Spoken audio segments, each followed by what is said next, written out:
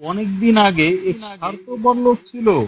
অন্যের সম্পদে হাত বসানোর জন্য সে সব সময় সুযোগ খুঁজত, কিন্তু সে তার নিজের সম্পদের ঠিকানাও কারোর সাথে শেয়ার করতে রাজি ছিল না, আর বন্ধুদের সাথেও না। একদিন লোকটি রাস্তায় 30টি স্বর্ণমুদ্রা হারিয়ে ফেলল। তার এক বন্ধু তার এই স্বর্ণমুদ্রা হারানোর কথা শুনলো। সে আবার ছিল খুব দয়ালু একজন মানুষ। ঘটনাক্রমে বন্ধুদের মেয়ে রাস্তায় এই 30টি স্বর্ণমুদ্রা কুড়িয়ে পেল। সে বাড়িতে ফিরে এই কথা জানালে বাবা বলে যে এটা নিশ্চয়ই তার বন্ধুর হারিয়ে যাওয়া এই স্বর্ণমুদ্রা। তাই সে লক্ষ্মীর কাছে গেল তাকে মুদ্রাগুলো ফিরিয়ে দিতে।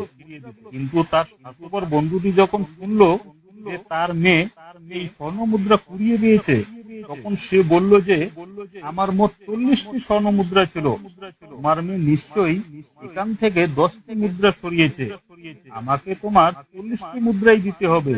এই কথা শুনে লোকটি রেগে গেল এবং মুদ্রাগুলো এখানে রেখে চলে গেল।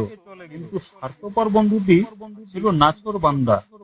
বিচার নিয়ে আদালতে বিচারক তার অভিযোগ মন দিয়ে শুনলো এবং এই বাবা ও তার মেয়েকে ডেকে পাঠালো।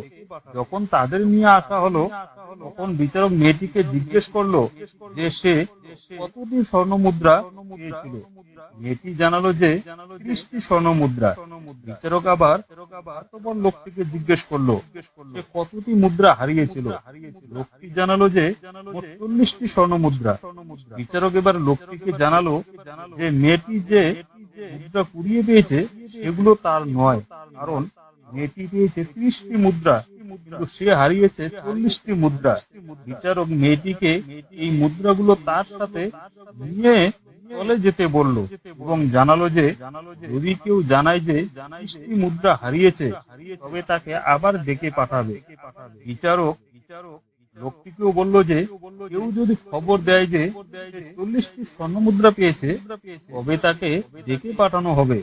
তখন সাথে সাথে স্বার্থপর লোকটি স্বীকার করলো যে সে মিথ্যা বলেছিল এবং আসলে সে 30টি স্বর্ণমুদ্রাই হারিয়েছে, তাই তাকে সেগুলো ফিরিয়ে দেওয়া হোক। কিন্তু বিচারক তার কোনো কথাই শুনলো না।